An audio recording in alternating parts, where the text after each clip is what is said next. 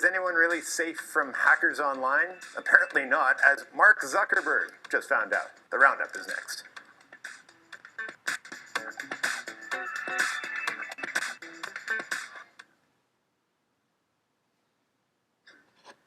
It's happened to the best of us. You let security get a little lax, you reuse the same old password. Next thing you know, your online accounts have all been hacked. But you'd think Facebook founder Mark Zuckerberg would know better. That story kicks off the roundup.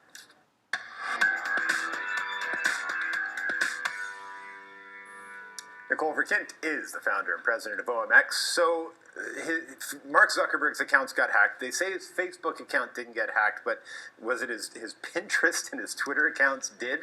I just need to make sure I have this right. His password is apparently da da da. Can you believe that? I didn't read that. That's astounding to me. If that's in fact true, and it could just be the hackers making fun of him. But man, if of all the people on the planet, his password was da da da, you got to be worried about the state of things.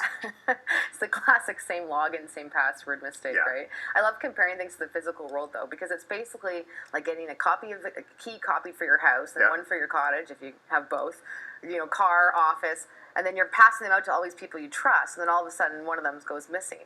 And so that's pretty much what's happened here. The fact that they got into his Twitter account is kind of funny. He doesn't tweet. Yeah. He's made fun of the fact that he doesn't tweet. Yeah. So, and they got this, as I understand it, through a breach at LinkedIn back in 2012. People still use LinkedIn? of course, yeah. I need to start using LinkedIn, I'll be honest. I don't use it at all. But no, there was that massive breach, and I think it underlines the extent to which your information's in a whole lot of different places, and you need to be careful. And man, if you got the information to get into his account by a breach that happened in 2012, he's not changing his password enough, is he? Yeah, exactly, and that's why something like LastPass is so good. You've mentioned this before. These are really interesting services that basically you don't need a password anymore, right? It'll automatically generate new passwords. They're extremely complicated passwords, and then they'll store them all for you. And you have them in an app on your phone, you've got them on your computer. So the idea is you make one really difficult password that you have to remember to get into the LastPass, which unlocks everything else, and then that will automatically... And if that goes, then you're in real trouble. Yeah, and that's happened to me before, so I had to troubleshoot that. But the idea is these password managers are sort of the way to go. And I think we'll probably end up there, right? Like, will we live in a world where you'll need more than one password in fairly short order? It feels like everything is heading in that direction, where there will be one sort of company that just does that, and it's good at it, and it manages all your other little passwords. Yeah, you already can't survive. We're probably going to biometrics, truthfully, but when you think about what happens when you get hacked with biometrics, I mean, you can't really replace your fingerprint very easily. So there's kind of holes in all of these different systems, but you can't have one password, one login, because they're all different lengths anyways. Speaking of passwords to get into your HBO account, our colleague in the business unit, Sophia Harris, has this great piece on our website today about HBO is telling people who have been pirating Game of Thrones, rather than paying for it, and stealing it.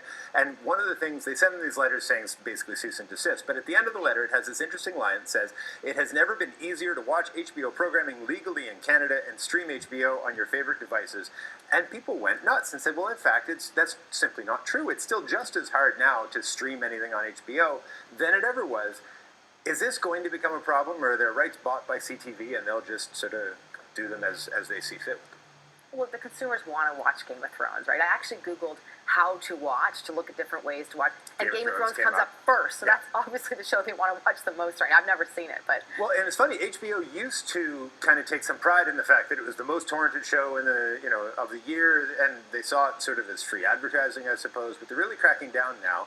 And the debate here is that you can get a standalone HBO service in the United States. I think it's $16 a month, and you can just get their services.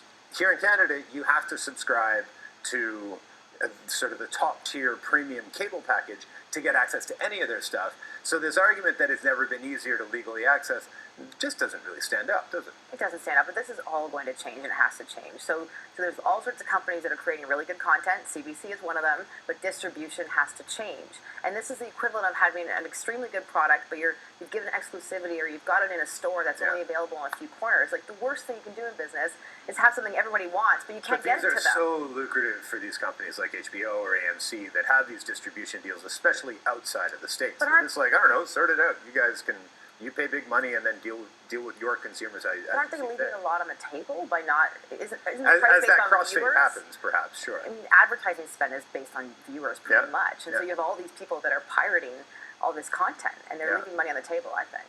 And I mean, I do think we'll eventually get there, but for the moment, it's just it's lucrative and it's easy. But the next one is not easy. Wall Street's come up with $1 billion loan for subprime leases for Uber.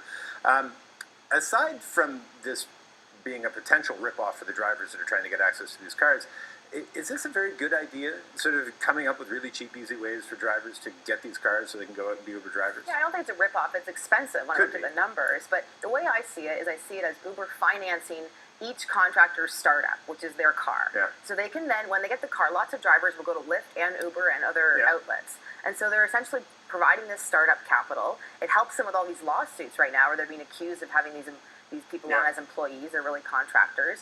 And Uber is a technology platform. It's not a taxi service. And when you have a technology platform, you're essentially, the goal is to get everybody in the room, on the website, on the platform, right? So you throw a party, you have a reason they all get there.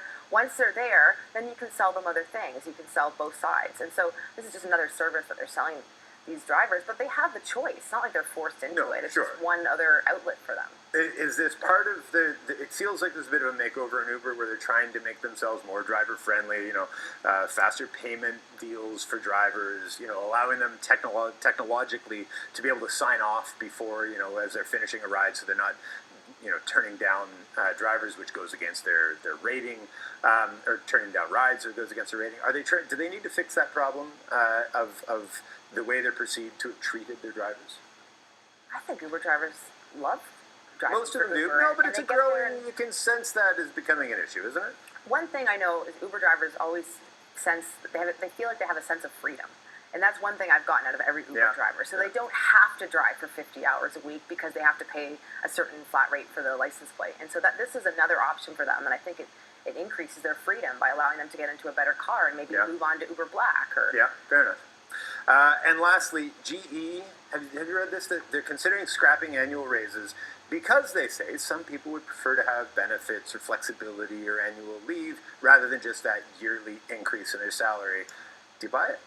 Yeah, absolutely. I've seen it in the startup community, and people are expecting different things. I mean, really, there was a survey that said, "What do millennials want most from their job?" After a few of the basic things, and it was beer cart Fridays, right? So it's people giving a signal to the corporate world, like we want some work-life balance. We want to enjoy our jobs. And, the 2% increase every year, or the annual performance review was put in place in the '60s because of inflation. And I think this is just. It also represents poor corporate culture where you're only meeting with people once a year to talk about how things are going. There needs to be a more fluid, feedback system, feedback loop, and constantly, constant engagement. Is this a generational thing, or is this just sort of we've gotten to a place within, the way businesses and corporations are structured that we sort of need to just sort of start thinking differently about how business is done? Yeah, I don't think it's strictly a generational thing. I think it's definitely just times. So wait, do I have this right? Wu-Tang Clan was wrong? Cash maybe doesn't rule everything around me? I told you I get a Wu-Tang Clan quote in here sometime. Nicole, always a pleasure. Great to see you. You too, Peter.